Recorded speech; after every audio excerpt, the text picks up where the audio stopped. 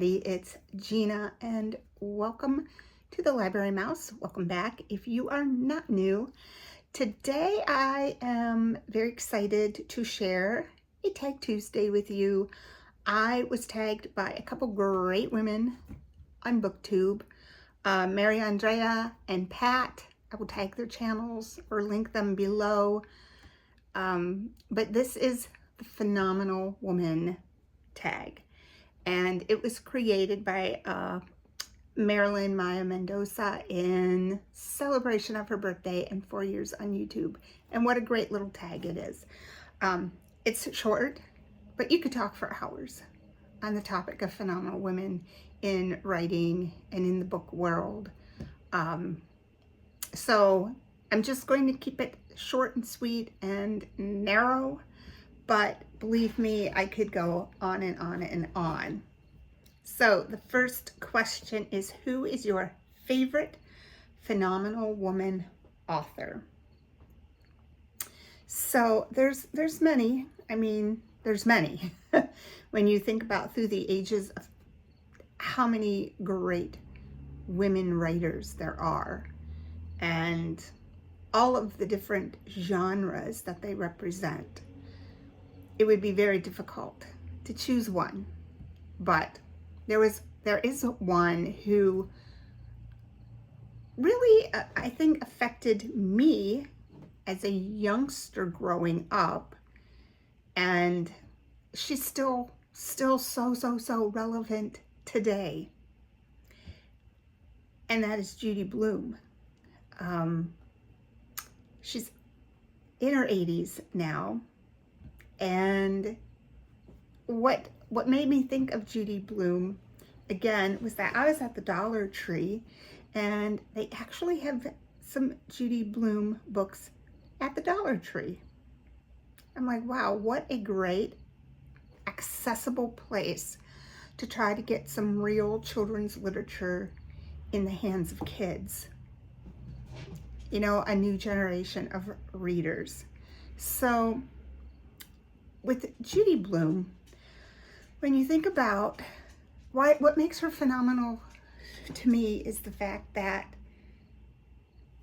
despite the fact at every turn her books were the object of protests and book banning, but she continued to write what she thought was important for middle grade and young adults to read, because nobody had written about these topics before.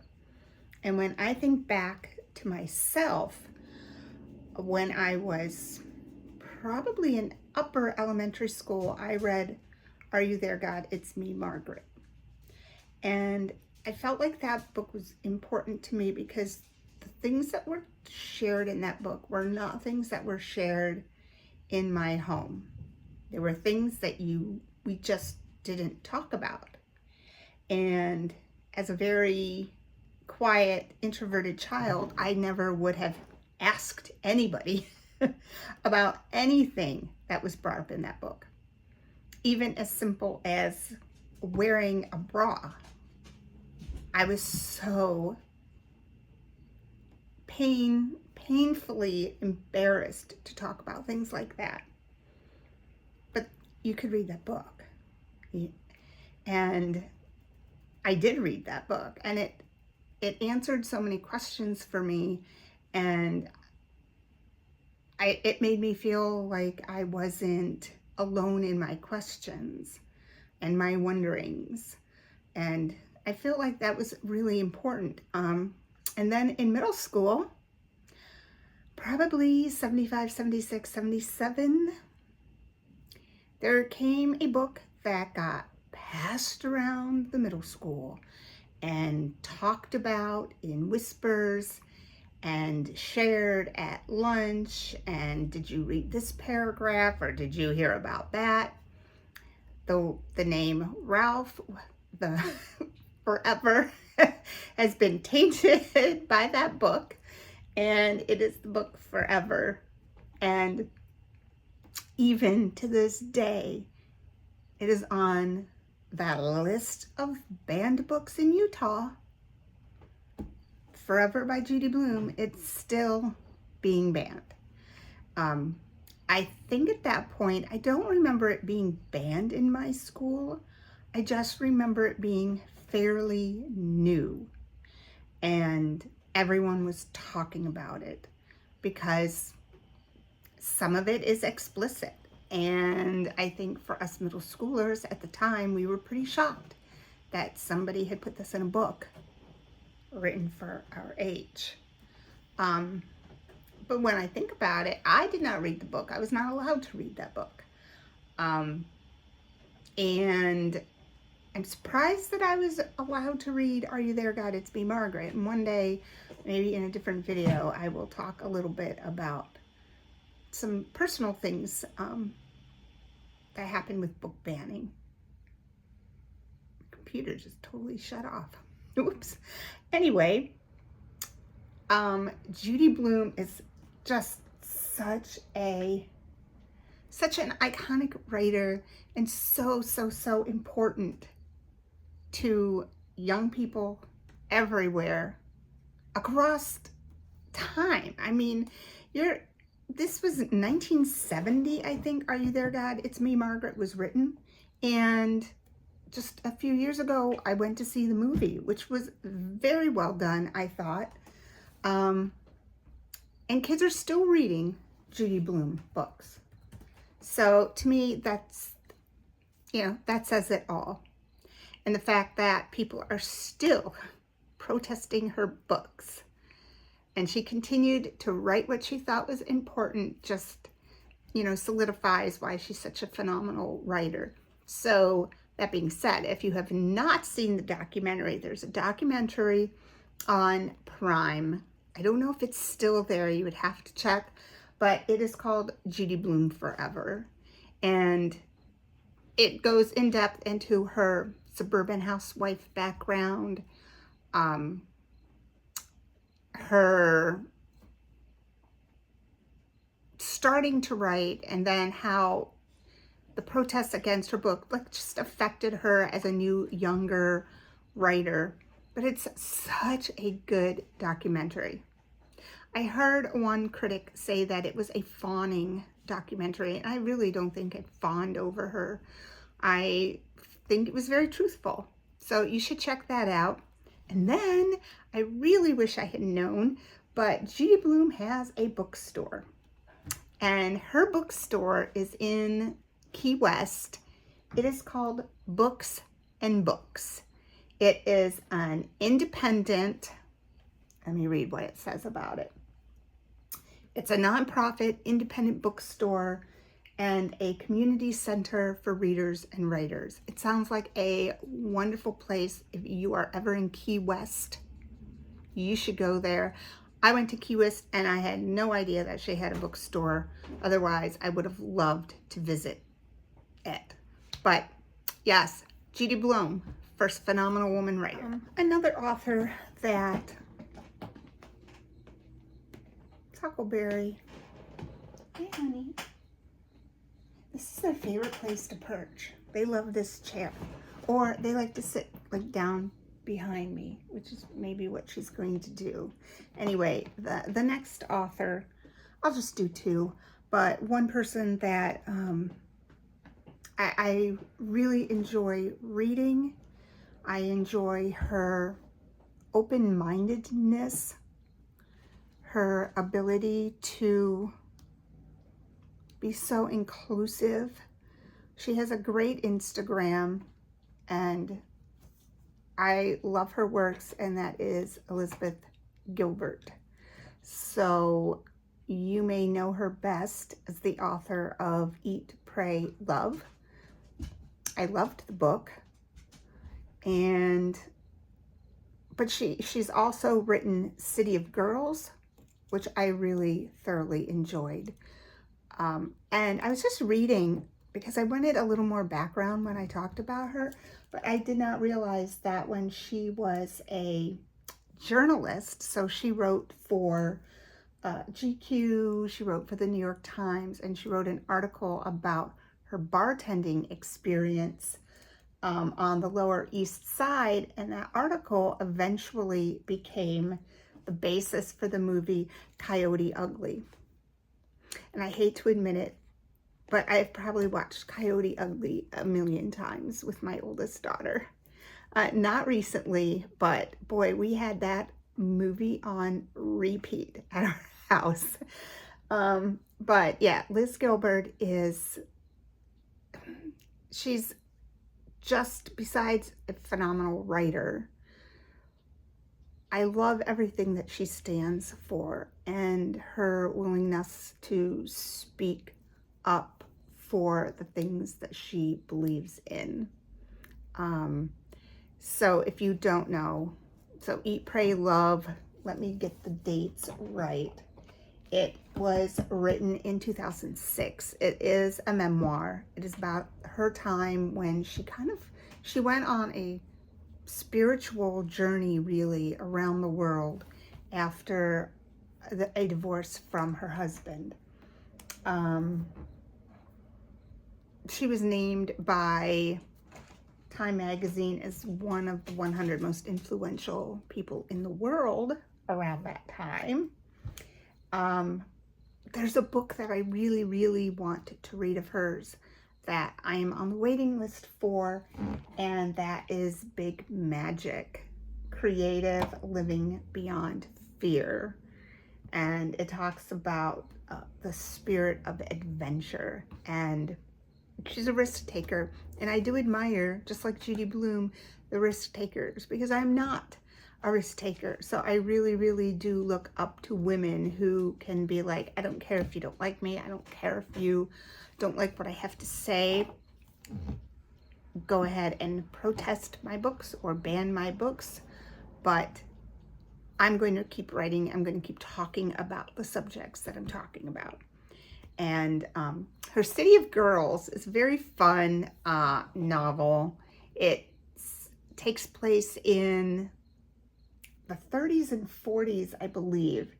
It's been a while. Yeah, so it is a tale from the New York City in the 1940s theater world. It's very good if you haven't read it. But Elizabeth Gilbert is another phenomenal writer, I think, and one that we can all learn from. The second one is, what book features your favorite phenomenal woman characters? So I'm just going to do a couple. Okay. Characters that, I don't know what she's doing. Characters, phenomenal women characters in books. There's so many, but the very first one is probably one of my favorite.